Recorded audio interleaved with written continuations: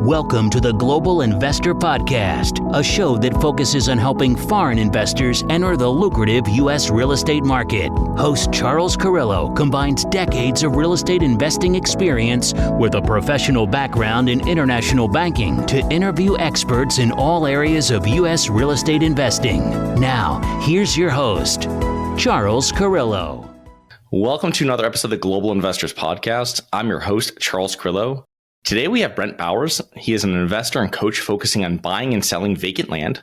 As an Army officer with over 8 years of service, Brent was spending a great deal of time away from his family, and he knew he needed to make some changes to be more present with his wife and children. Brent decided to expand his business and hire a team. While Brent invests in many real estate types, his favorite investment strategy is buying and selling vacant land, which is what we're going to be talking about today. So thank you so much for being on the show today, Brent. So it's great. You have a very interesting story. Can you give us a little bit more of your background, both personally and professionally, prior to getting involved in real estate? Yeah, prior to real estate, boy, I really got started in 2007. I graduated high school in 2004. I've always been an entrepreneur. I've always wanted to sell stuff. I built a lawn business. I actually borrowed the neighbor's lawn push mower when I was in middle school, and I was mowing other people's grass with it. Now, to their knowledge, they allowed me to do it. And built a pretty decent sized business, and then jumped into real estate in about 2007, and really kind of I struggled until about 2009, and I quit. And then I joined the military, and I was extremely humbled. I was in the military till about 2018. I was haphazardly doing some real estate deals throughout the military, and was wholesaling houses and buying rental properties. And those are all single family homes, but these weren't the best properties. And I was doing a lot of evictions, a lot of maintenance, a lot of repairs. And I was like, how do people ever make money in this business? And, I was searching for answers on podcasts just like this. And I found a guy talking about vacant raw land. And I was like, no one ever talks about this. Yeah. And I took immediate action that evening. Awesome.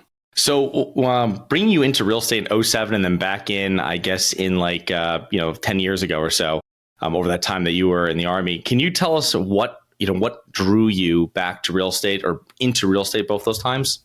I just knew that people made a bunch of money in real estate, and I've always had an attraction to it. I don't know where the initial attraction came from. I used to read Donald Trump books when I was in high school. So maybe it was from that. I don't know. Everyone says Rich Dad, Poor Dad. I don't give him credit whatsoever. Great book, by the way. But, that's not where it came from. But I swear if I had $5 for every time someone said Rich Dad, Poor Dad, that would be awesome. But yeah, I don't know. I love, finding one man's trash and turning it into another person's treasure. No, that's great. Yeah, I think my first real estate book I read was Art of the Deal by Trump, in the late 90s. You're kidding me. I think that was mine too. I still have the book over here. Yeah, it's pretty great. He signed book. Another book in 2000 to me or something, because it was pretty great back in the day. But it was such a great book. I mean, you got anybody interested in if you didn't read that and want to get into real estate. So I don't credit Rich Dad Poor Dad. That was down the road more. But I read that and I was like, oh my God, real estate development is this guy's got it all planned out here. But so you were switching from going from homes to land investing. Obviously, you're having issues with. It sounds like you were investing in some poorer properties. Is that one of the main reasons why you switched to land? Was no tenants? Yeah, and no one else was doing it. I'm from Okeechobee, Florida. The biggest producer of income in the county I grew up in is feeder calves. Cows, and I know about the herd mentality. Eventually the herd will get slaughtered. So one thing I found is when you follow the direction of everyone, you're usually going down the wrong path. And no one was talking about land. No one. I wasn't even looking at land. And I know why I wasn't looking at it. I was driving by it every day. I always wanted to own land, but I never knew how to pay for land or how it would make me money. And most people don't either. How I'm making money with it is I'm buying it for cheap and selling it for more, and preferably on payments, because that gives me my passive income, the seller financing deals. And, it's just, and it just turned into something great. I was immediately profitable and forever profitable on land deals. My first house that I bought, I was never profitable from 2007 all the way to 2019 when I sold that stinking thing. I still wasn't profitable. Yeah, it's difficult with smaller, like single family houses. You really have to buy for pennies on the dollar to make money. It's very difficult. And it's very expensive too when you're having the turnover. But so let's jump into your land investing strategy. Like, what type of properties are you targeting? Like, what have you narrowed your focus down to that have been most beneficial for you? Yeah, 9 out of 10 of my deals lately in the past 2 years have been, we call them infill buildable lots, like, lots that are on a road that have some sort of utilities running to it, whether it be electric and water. And I hate to say just electric and water because there's a lot of lots that we buy that don't have electric or water where you have to drill a well, bring in the power. But those generally I have to get for a little bit less money, even bigger discount. Because when I love about land, when I'm not sure about something, when I'm like, okay, I'm not sure exactly what this is going to sell for. That means I have to be even more conservative, getting even bigger discounts, a bigger hedge of protection. So I would say most of my lots are just simple cookie cutter lots. They're in a neighborhood or they're just on the outskirts of town, like they're 5-acre parcels or the 1-acre parcels. Just super simple stuff. I'm not doing a bunch of entitlements or subdivides or putting in roads. None of that stuff. That's too much work. So when you're dealing with infill lots, I feel that that's going to be a little bit more competitive at all with developers looking to build on those. I mean, how are you finding good land deals and motivated sellers so that it pencils for you? Yeah, and I don't think the competitors are I don't think the developers or the builders are my competition. They're my buyers. They're my gravy train. Like, what do builders do? They need stuff to build on, and they build. They don't have the marketing programs that I've been able to build to get me land deals in my inbox, in my email. And I'm what I call is an order taker. Basically, they tell me what they're looking for, and I go and fill the orders. It's like, welcome to McDonald's. What would you like? Type thing. So, as far as those cookie cutter lots, yeah, there might be other people looking to buy those as well, especially in the areas of like Florida, where there's a ton of demand, certain neighborhoods. Yeah, you've got competition in those areas. But the way I look at it is, success leaves clues. There's a reason why people are buying and selling land in those areas too. Right. What do you do this on a nationwide basis? Are you in certain states? Yes. I really like to focus in Florida, and Georgia and Alabama and North Carolina, those like the Southeast. I started this in Colorado and then expanded into Arizona and then to Florida, now where I currently live. But I'll buy land anywhere that I can get a smoking hot deal on because, I love to be in about the 50% range. Like right now I'm looking at a bigger parcel, than what I usually buy. I'm looking at 309 acres in Florida. Well, the land is selling for about $16,000 an acre average per acre, and I'm getting it for $8,000 an acre. There is such a room for error in that. Like there's such a margin of safety, like Warren Buffett talks about. I'm buying it at like 50 cents on the dollar. A lot of things could go wrong with that, but there's so much room for error as well. So my next question is, how do you determine the value? I mean, how do you determine the value to put an offer in where, it's not in complete left field, where you are going to have somebody that wants to sell to you? Yeah, when I first started out, I had no clue. I was just I was looking at the assessed value and I was offering 50% of the assessed value, which turned out to be about 10% of the market value. And not all counties work like that. There's over 3,300 counties in the United States. That's why another reason why we virtually have no competition in this business, because every county is different. It's not like cookie cutter houses, 3-bedroom, 2-bath, 1-car garage. But I had no clue in the beginning. But now we have free resources. We have Redfin. We have Zillow. We can see what the land is selling for in a particular neighborhood. And we know if it's selling for $100,000 a lot, and if I offer $61,000 a lot, there's plenty of room for me to make money on that land deal. Maybe I don't have any money. Maybe someone listening to this is like, man, I don't have the money right now to buy the land. What if I got that land under contract for $61,000 and I call one of those builders that's buying directly in the area? You can see who's buying, one of those builders, and say, hey, Toll Brothers, I see you're buying land for, $95,000 a lot. What if I sold this one to you for 85? I got it under contract for 61, 71, 81. That's a pretty good spread. That's like $24,000 by me just selling the contract. Right. Interesting. So with these, you talked about before about having an exit strategy of really putting it on terms and, really seller financing the properties. Are you doing that as well for infill lots, or are you doing that mainly for, let's say, more rural lots? Yeah, it works really, really well on the rural lots. I'll do it on any one of them I can. Not all of them does it work out that way. Depends. Do I have my own cash into that deal? Is it a lender's cash? How quickly do they want their cash back? It all depends. Like, for instance, I have a land deal really close to Daytona Beach, in the Daytona Beach area. 5 acres, just sold. I bought it for $153,000. I do have a lender on that one. She lent me like $65,000 on it. I had like the rest, $90,000 or so in it. And it sat on the market for like several months. And I'm like, man, I can't believe this land hasn't moved. And then all of a sudden, 3 months later, like it was exactly 3 months, we got an offer. $25,000 down. They offered $225,000 total. We paid $153,000, and they wanted to pay $25,000 down and have us finance them at 11% interest for the next 30 years at $2,028 a month. And I said, let's do it. So I contacted my lender. I said, hey, do you want to keep earning interest for the next couple years on your money? Because I'm paying her 12% interest. How can I pay someone 12% interest and I'm only getting 11%? Well, I'm paying her 12% interest on $65,000, which is $600 a month or so. Mm-hmm. And I am getting 11% interest on $200,000 on a 30-year mortgage. So she said, sure, yeah, we can do it for another year. So I got basically a year to pay her that $65,000 back. And some people might be thinking, well, what if I don't get it in a year? We'll just do another land deal and pay for that one. But I'm in the volume game. Like, I don't want land sitting.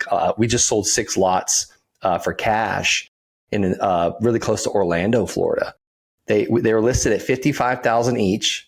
We sold them all for $35,000 each. And my realtor's like, are you sure? Like, you want to sell them? I was like, yeah, we're going to make $70,000 profit, because we bought them for $130. We sold them for $210. Like, let's just take the profit and go to the next one. How did you find those people that want to sell that? So I have a very unique strategy. It's I go in and I find demand. I want to see demand, because I never want to get a piece. So I used to buy that land in the middle of nowhere for years, and I'd have to work like heck to sell it. I would sell it on Craigslist and Facebook Marketplace, Facebook buy-sell groups. I'd put signs out. This is when I lived in Colorado Springs. I would do like Facebook ads, and I'd pay Facebook a lot of money. Don't pay them money. It didn't work for me. But anyhow, I was working like crazy to get this sold. I had 2 virtual assistants, 2 people answering the phones all day long, creating notes. And I was like, there's got to be a better way. So I started going in areas where it was like hyper demand. Like I see 5 or 6 parcels of land selling in a week in an area. I'm like, okay, what if I figure out what they're selling for? All right, they're selling for about $1,000 a square foot. I'm just making this number up. And I go in and offer $500 a square foot. I know that if one of these people sign this purchase agreement that I just mailed them, I'm going to have a deal. So I use a program. If anybody wants access to the program, just go to thelandsharks.com/CRM, as in Customer Relationship Manager. But I use a program that sends those out every day for me. I try and send out about 500 letters a week. And on average, every 1,100 that I send out, I get one back signed that's going to make me at least $10,000 before we sell or finance it. Wow, fantastic. Do you have money sitting in the stock market and you're worried about it? Or worse, you have money sitting at the bank, not keeping up with inflation? My name is Charles Carillo, founder and managing partner of Harborside Partners. And since 2006, I've been investing my money and my family's money into income-producing properties. These are real assets, real properties with real addresses that produce real cash flow. At Harborside Partners, we provide passive investors who love real estate with a turnkey investing solution. If you want to put your money to work in real estate but can't find deals, don't have the time to get funding, and the last thing that productive people want to do is manage real estate. We find the deals, we fund the deals, and we manage the tenants, the termites, and the properties. Partner with us at investwithharborside.com. That's investwithharborside.com. Go to investwithharborside.com. If you love real estate, you like the idea of passive income, and believe that income-producing properties will appreciate over time, go to investwithharborside.com. That's investwithharborside.com. Yeah. And then, so when you're finding these land buyers, you're going through, like you said before, it's easier to find the developers. Are there any other kind of strategies you've used that's successful for finding land buyers that maybe aren't your Toll Brothers or larger developers? Oh, yeah. The real estate agents, when they list this land, that opens it up to the world. And in conjunction to that, signs are incredible. Yeah. 4 acres, will finance, phone number, like that's going to get your phone ringing off the hook. I recommend putting them at red lights and stop signs, main intersections, on and off ramps of interstates. That's how we get buyers. Again, Facebook Marketplace, Facebook buy sell groups. Who wants the land more than anybody else? The neighbor usually. Yeah, that's true. So we send them neighbor letters. We'll text the neighbors. There's a buyer for every piece of land. Yeah, it makes perfect sense. It's funny because I live in Florida, and if I'm going across east to west on like 60 or 70 and you're going like in the middle of nowhere, and there's like the signs out there, they're like billboards almost. They're like, be a man, buy land. Oh, yeah. And like, yep, Zach. Yep, so Zach's they're out name. there. Oh, that's the guy. So yeah, he's out there selling land. Yeah. So what happens if you told me before about one issue or like one delay you had, I guess, in selling property? I don't know the way to word it. And what happens if you're unable to sell a piece of land? I mean, what other kind of, obviously you probably try to sell it outright. Possibly maybe you put it on terms, kind of whatever you can get. What other strategies do you have if property's not selling other than maybe just lowering the price? Yeah, absolutely. So I've been doing land specifically for 7 years now. There's never been a piece of land that I couldn't sell. And I'll give you a couple ways. Like I'm buying a couple parcels of land by Titusville. So now that I know you're a Florida guy, I'm buying 4 parcels of land, and it almost looks like they're landlocked. And I know if I list them the way they are, they probably will sit for a while. But if you pay a brush clearing guy, like we call them mulchers, to just go in and mulch the roads so people can see where the lots are at, as well as do a perimeter line around all 4 of those lots, I should be able to sell them quicker because now I can get drone photos to really showcase what's there. Now we're not going to cut any trees down, but we're going to kind of, just like mulch, like, because in Florida, like there's so many vines, and like God bless the pioneers of Florida. Like before roads, like I got so scratched up looking at this land, and a lot of times I don't even go look at the land, but I wanted to see where these roads were at. So I was like, I didn't want to get stuck with this land. It seems like a really good deal, but it could not be a good deal. But so they're going to go and clear that. So that's one way. It's just like a little bit of clearing to show people where it's at. Because you want to make it easy. Like not everyone's going to be crazy like me and go get scratched up and walk through a ditch to get to the land. And you don't have to do that to be a land investor. I just like sometimes you need to go look or send somebody, a land specialist, real estate agent, to go look at it. Drone photos, really good. Like video, really good. Pictures, really good. Ways to get land sold that won't move. Seller financing with signs. I had a couple lots in Palm Bay, Florida, just sitting. It's like, what in the world are these things? Like, and I say sitting, like they sat for almost 45 days. Like I wanted like 30 days, get her done now, like type thing, get it sold. They're just sitting. So I don't live far from Palm Bay. So I went and looked. I was like, there's houses going up everywhere.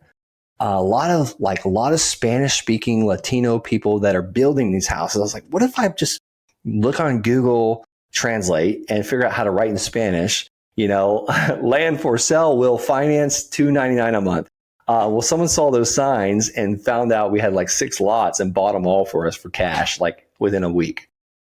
There it is. That's fantastic. Yeah. So it sounds like you use a lot of strategies that might also be used in like maybe wholesaling a property, how you're finding some of the buyers. You're doing like hotels almost, like where you're prepping the property a little bit and then providing it a little cleaner product to the end buyer. So there's a lot of, is that true? How you're kind of putting together strategies like that? Yeah, I generally don't clear the land very often. Okay. And I've never cleared a whole parcel of land. Yeah, I know a lot about wholesaling houses. I've flipped probably about 50 houses. No, I really don't do much to the land. I really just try and showcase it. It's all about guerrilla marketing. Because like someone told me one time, it's not who has the best land, it's he who markets the land the best. True. Very nice. So if you scaled your business and when you were getting more time with you and your family, and I mean, what does your team look like today to be able to send out 500 per week and have all your KPIs where you're making $10,000 plus and every 1,100 envelopes? Yeah, I've went up and I've went down. Like 2 years ago, we had around 15 team members, the office, and things changed a little bit. Like I wasn't liking the direction of that. I didn't get into the land business to get rich. I really just wanted it to replace my income that I was making in the military and have lifestyle freedom. Well, there's a thing called Parkinson's Law. When you get a bunch of time on your hands, the task will basically expand. It's like, I give you an assignment tonight, you got to write 1,400 pages, or whatever, 14,000 words. You're going to get it done. But if I gave it to you 6 months ago, it's going to turn into a 6-month task.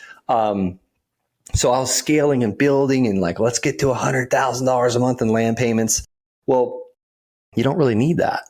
And I was turning into daddy daycare. Basically, I was babysitting, taking 1,000 phone calls a day. It felt like I wasn't really taking that many. And my wife's like, man, you're not a happy person. I was like, what are you talking about? I'm always happy. And she's like, no, you're raging lunatic. And we were also flipping houses and building a couple. I'm just like, this is nuts. And so we rented out the office, laid off pretty much everybody. I now have one part-time acquisition manager, one part-time assistant, one part-time accountant, and that's it. And how are you when you're putting it together? I mean, when you're scaling, I imagine when you're having for us, it's easier when we have passive income. You know what I mean? You have deals, you have income coming in. It's much easier to scale because you have that prediction of recurring revenue. Has that been true for you as well as you've been growing? So you're able to bring team members on and know that you're going to be, you'll have income to cover that. You're not just hiring and firing. Absolutely. And the way I always brought team members on, I looked at them as they're a 3X investment. If I bring you on and I'm paying you $20 an hour, you should bring in the company at least $60 an hour. Obviously my accountant is paid salary and my assistant's paid salary, but my acquisition manager, he helps me with dispositions as well. Acquisition is the buying, disposition is the selling, but he's paid by performance. If he doesn't go out and kill, he doesn't eat, basically. And it's just, he's a young engineer. He's doing very, very, very well with his current engineering job. I used to also be a firm believer is my acquisition, my dispositions, they only work for my company. That's changed as well. Now my assistant, my accountant, they only work for my company, my 3 companies, but, my acquisition manager, he's just a young engineer and he's got a lot of time on his hands. He's very smart and he wants to make money in real estate as well. And I'm fine with that. We do several deals a month and they're decent deals. So Brent, what are some common mistakes that you see real estate investors or land investors in particular make over your years? Land investors, I'll tell you, they do a bunch of land deals, for a couple years, and they do what's called the snowball effect. They come into this with nothing, and then a year later, they got $1 million of their own cash into a couple land deals, and things slow down. And it's like, holy crap, all my money is tied up into these land deals. Where I say you do a combination of them, assign a few, so basically sell your contract, flip a few of them to build your cash up, and seller finance as many as you can, get some payments coming in because that's where the real money's made. And then the fourth one is use other people's money to do it. Use other surgeons and dentists and, tech guys and engineers that just have $50,000 or $100,000 cash sitting around that want to grow that money. And I pay them anywhere from 8 to 13% on their money. And it allows me to build up cash reserves over here because no one can argue with this. If a company has cash, they are going to be around for a while. But if a company has a lot of debt and no cash, they're not going to be around very long. So when you started, how did you find land investors? Because I imagine it's much easier now for you to find private money lenders, let's say, to invest into your deals. How did you do it when you started without much of a track record? Yeah. You know what? I actually just started working with private lenders about a year ago. I only used to work with hard money lenders. I'll tell you how I find them now is I share what I'm doing. I've become a generous expert. When people ask me like, how do you do these land deals? I say, with people just like you, Charles. What do you mean? Well, I find the land deal. It's usually like 50 cents on the dollar. If it's worth 100,000, I buy it for 50,000. I use my neighbor Bob's money. He's an eye doctor. He's an optometrist. He makes 8% on his 50 grand continuously, and it's secured by real estate. Let me know if you ever want to talk about it. And I walk away, and we might talk about it again. We might not. And it's like, I used to be afraid to like borrow other people's money to do land deals. And I just paid my executive assistant is one of my lenders. It's funny. She texted me today. Her parents want to lend on land deals as well, which I'm honored. But Kelly, she's going to make like $6,000 this year in interest on her funds that she's got invested into a deal. Nice. That's fantastic. So what are some of the main factors that have contributed to your success over the years, Brent? Man, the main factors is just taking action. Just taking action immediately. Like if I wouldn't have taken action that evening on listening to that podcast about that guy flipping land, I'd probably still be in the military, very unhappy, listening to the 4-hour work week thinking, my God, why doesn't this work for me? Because you got to take action. That's the main thing. Like I have all these books on the bookshelf next to me. Have I read them all? No way. I love to buy books, by the way. But I've taken action on a lot of it. I do try. And, I think that books should be smaller and shorter and bigger font and more pictures so we can just take action. Like that's how the Land Sharks community and the course is set up. It's like baby steps. Every day you get a win. Yeah, that's great. That's a great way of doing it. So you do what you know today to do to, get you closer to your future goal, but you got to do something today. And most people are just like preparing, or the perfectionists, and it's just nothing happens. Yeah, no, go like what's that Ender's Game? How do you know they're ready? Well, they go when they're ready enough. You're ready enough today. Like God gives you the answers to get through today. Tomorrow's answers will come tomorrow. So, well, thank you so much, Brent. How can our listeners learn more about you, your coaching, and your land investing business? Yeah, you can go to thelandsharks.com. I'd love to talk to anybody that wants to talk about land investing, but you got to be serious. Like, don't be beating around the bush. Don't call me or schedule a call unless you're serious and you want to make some money in land right now. I'm on all the social channels, Brent L. Bowers, and yes, the L stands for land. I had my middle name changed. Well, thank you so much for coming on today, Brent. It was a pleasure to have you on and learn about your whole land investing strategy and business. And looking forward to connecting with you here in the near future. God bless, Charles. Thank you. Hi, guys. It's Charles from the Global Investors Podcast. I hope you enjoyed the show. If you're interested in getting involved with real estate, but you don't know where to begin, set up a free 30-minute strategy call with me at schedulecharles.com. That's schedulecharles.com. Thank you. Thank you for listening to the Global Investor Podcast. If you like the show, be sure to subscribe on iTunes or Google Play to get new weekly episodes. For more resources and to receive our newsletter, please visit globalinvestorpodcast.com. And don't forget to join us next week for another episode.